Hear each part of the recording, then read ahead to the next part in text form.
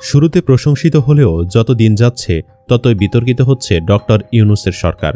বিশেষ করে চট্টগ্রাম বন্দরের নিউমোরিং কন্টেইনার টার্মিনাল এনসিটি পরিচালনা নিয়ে চলছে তুমুল বিতর্ক।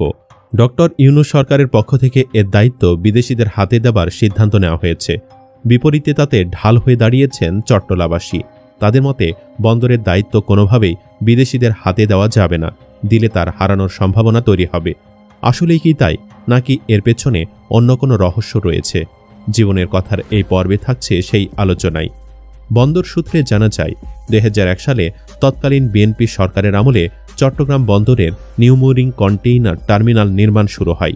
চট্টগ্রাম বন্দর কর্তৃপক্ষ নিজস্ব তহবিল থেকে 2000 কোটি টাকা ব্যয়ে এই টার্মিনাল নির্মাণ করে। 1000 মিটার দৈর্ঘ্য ও 26 হেক্টর জায়গায় ব্যাকআপ ফ্যাসিলিটিস আছে টার্মিনালে। নির্মাণ শেষে কন্টেইনার হ্যান্ডেলের জন্য টার্মিনাল 2007 সালে পুরোদমে অপারেশনাল কাজে যুক্ত করা হয়। চট্টগ্রাম বন্দরের এনসিটিতে বছরে 10 লাখ কন্টেইনার ওঠানো নামানোর সক্ষমতা আছে। 2024 সালে 12,81,000 হ্যান্ডেলিং হয়, যা হ্যান্ডেল সক্ষমতার চেয়ে বেশি। বন্দরের 4টি টার্মিনালের মধ্যে এনসিটিতে এককভাবে 44% কন্টেইনার ওঠানামা করা হয়। এই টার্মিনালে বিশ্বমানের 12টি ক্রেনের স্থলে আছে 14টি, আর কন্টেইনার স্থানান্তরের জন্য পর্যাপ্ত ইকুইপমেন্ট আছে। কথিত আছে নিয়োগের পর বিদেশি অপারেটর 1200 কোটি টাকা বিনিয়োগ করবে। জনবল এবং পর্যাপ্ত ইকুইপমেন্ট থাকা সত্ত্বেও বিদেশি অপারেটর নিয়োগ হলে ওই পরিমাণ অর্থ এনসিটিতে কিভাবে ব্যয় হবে তা নিয়ে প্রশ্ন উঠেছে। সম্প্রতি ঢাকায় বিএনপির গণতান্ত্রিক আন্দোলনের প্রতিষ্ঠা বার্ষিকীর অনুষ্ঠানে ভার্চুয়ালি যুক্ত হয়ে বন্দর টার্মিনাল নিয়ে মন্তব্য করেন বিএনপির ভারপ্রাপ্ত চেয়ারম্যান তারেক রহমান। তিনি বলেন, চট্টগ্রাম বন্দরের কন্টেইনার টার্মিনাল বিদেশি কোম্পানির হাতে দেওয়ার বিষয়ে সিদ্ধান্ত নেওয়া অন্তর্বর্তী সরকারের কাজ নয়। বিষয়টি নিয়ে উত্তপ্ত অবস্থার মধ্যে রোববার চট্টগ্রাম বন্দর ভবনের গেইটে ব্যানার টাঙিয়ে অবস্থান ধর্মঘট পালন করা হয়। বিদেশি প্রতিষ্ঠানকে ইজারা দেওয়ার প্রক্রিয়ার প্রতিবাদে চট্টগ্রাম সুরক্ষা কমিটি নামের একটি সংগঠন এই কর্মসূচি পালন করে। সকাল 10টা থেকে দুপুর 1টা পর্যন্ত বন্দর ভবনের সামনে 3 ঘণ্টা ধরে চলে অবস্থান কর্মসূচি। এ ব্যাপারে চট্টগ্রাম বন্দর কর্তৃপক্ষের সচিব ওমর ফারুক বলেন, এনসিটির পুরনো অপারেটর সাইব পাওয়ার টেক লিমিটেড টার্মিনালটি পরিচালনা করেছিল। 3 বছর আগে তাদের মেয়াদ শেষ হওয়ার পর টেন্ডার আহ্বান করা হয় এনসিটি পরিচালনার জন্য, কিন্তু টেন্ডার প্রক্রিয়া এখনও সম্পন্ন হয়নি।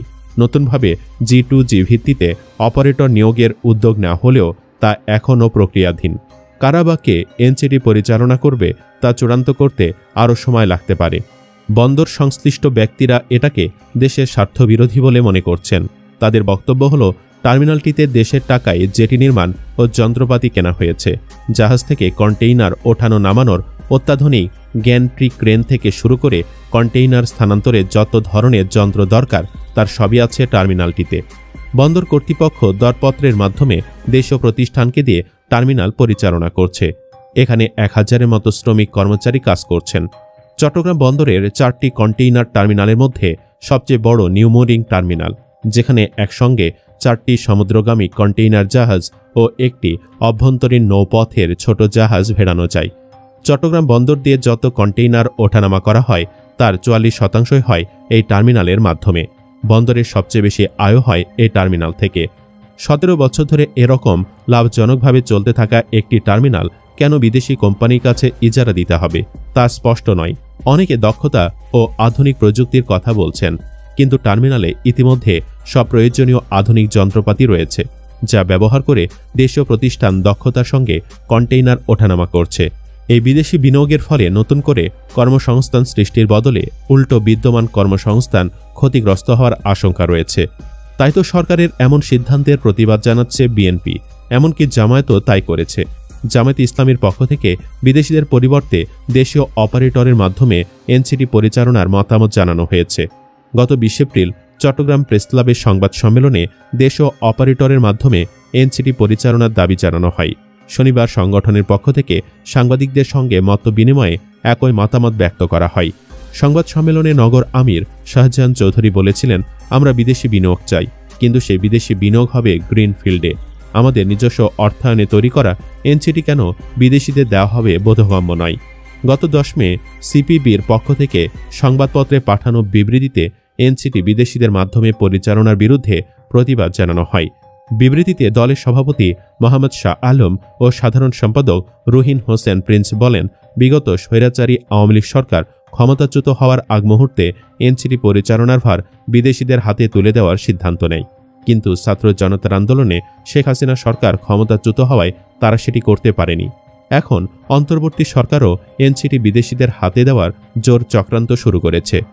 এছাড়া বিপ্লবী ওয়ার্কার্স পার্টির রাজনৈতিক পরিষদের সভায় সংগঠনের সাধারণ সম্পাদক সাইফুল হক বলেন, চট্টগ্রাম বন্দর ব্যবস্থাপনা বিদেশি কোনো কোম্পানিকে লিজ দেওয়ার সিদ্ধান্ত হবে আত্মঘাতী ও অদূরদর্শী।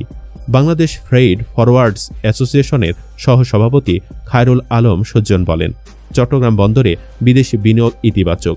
বড় কোনো কাজের জন্য বড় বিনিয়োগ প্রয়োজন, তবে এনসিটি পরিচালনার মতো ছোট বিনিয়োগে বিদেশি অপারেটর প্রয়োজন আছে কিনা প্রশ্ন আছে। আমরা মনে করছি দক্ষ দেশীয় প্রতিষ্ঠানের মাধ্যমে এনসিটি পরিচালনা করা যায়। এর বাহিরেও নগরের হাজারী লেইনে পার্টি কার্যালয় অনুষ্ঠিত হয়েছে। সবাই সিপিবি নেতারা চট্টগ্রাম বন্দর বিদেশি প্রতিষ্ঠানের হাতে তুলে দেওয়ার চক্রান্ত এবং রাখাইনে মানবিক করিডোরের নামে সাম্রাজ্যবাদী আগ্রাসন বন্ধের দাবি জানিয়েছেন। এছাড়া দেশের স্বাধীনতা, সার্বভৌমত্ব ও নিরাপত্তা রক্ষায় দেশবাসীকে সোচ্চার হওয়ার আহ্বান জানানো হয়েছে। নাম প্রকাশ না করার শর্তে চট্টগ্রাম বন্দরের এক শিপ হ্যান্ডেলিং অপারেটর বলেন, বন্দরে বিদেশি বিনিয়োগ দরকার হলেও এনসিটিতে দরকার নেই। বিদেশি বিনিয়োগ আকর্ষণে এনসিটিকে কেন টার্গেট করা হয়েছে বুঝলাম না। নতুন একটি বন্দর স্থাপনে যদি বিনিয়োগ আহ্বান করা হতো অনেক ভালো হতো। অনেকে বলছেন ডক্টর ইউনূস বিদেশিদের উপর বেশি নির্ভর করছে, যা মোটেও ভালো লক্ষণ নয়। এতে বন্দরের সার্বভৌমত্ব হুমকিতে পড়তে পারে। যদিও ইউনূসের আমলে নয়, সে আওয়ামী লীগ সরকারের আমলে বিদেশি অপারেটরের হাতে এনসিটি পরিচালনার ভার দেওয়ার তৎপরতা শুরু হয়। গত বছরের 5 আগস্ট আওয়ামী লীগ সরকারের পতনের পর আবার বিদেশি অপারেটরের হাতে পরিচালনার দায়িত্ব যাচ্ছে বলে গুঞ্জন ওঠে। এর মধ্যে আমিরাতের ডিপি ওয়ার্ল্ড নামে প্রতিষ্ঠানকে এনসিটি পরিচালনার ভার দেওয়ার সংবাদ প্রকাশ হয়ে পড়ে। ডিপি ওয়ার্ল্ডকে সরকারি বেসরকারি অংশীদারত্বের মাধ্যমে G2G ভিত্তিতে টার্মিনালটি পরিচালনার ভার দেওয়ার প্রক্রিয়া চলছে। সংযুক্ত আরব আমিরাতের এই অপারেটর বিশ্বের 5ম বৃহত্তম টার্মিনাল অপারেটর। এরপর থেকে চলছে নানা বিতর্ক। কেউ বলছেন বিদেশিদের হাতে এনসিটি পরিচালনা ছেড়ে দেওয়ার দরকার নেই, কেউ বলছেন এনসিটি পরিচালনা ছেড়ে দেওয়া হলে বন্দর ব্যবস্থাপনা, বিশেষ করে এনসিটির পরিচালনা উন্নত হবে। বেশিরভাগই মনে করছেন অন্তর্বর্তী সরকার আওয়ামী লীগ আমলে ধারাবাহিকতা অনুসরণ করে বিদেশিদের হাতে পরিচালনা ছেড়ে দিচ্ছে। 2023 সালে মার্চে এনসিটি সরকারি বেসরকারি অংশীদারিত্বের আওতায় পরিচালনার জন্য অর্থনৈতিক বিষয় সংক্রান্ত মন্ত্রিসভা কমিটিতে প্রকল্প অনুমোদন হয়েছিল। প্রকল্পের জন্য ট্রানজ্যাকশন অ্যাডভাইজার নিয়োগ করা হয় ইন্টারন্যাশনাল ফিন্যান্স কর্পোরেশনকে। গত বছরের 5 নভেম্বর পিপিপি কর্তৃপক্ষ, আইএফসি ও বন্দর কর্তৃপক্ষের যৌথ সভায় প্রকল্পের টাইমলাইন ঠিক করা হয়। এর মধ্যে আইএফসি এ প্রকল্পের ট্রানজ্যাকশন স্ট্রাকচারিং রিপোর্ট বা TRS প্রদান করার কথা। এই প্রতিবেদন অনুমোদনের পর ডিপি ওয়ার্ল্ডকে RFP দেওয়া হবে। আগামী নভেম্বরে এ ব্যাপারে একটি চুক্তি হওয়ার কথা।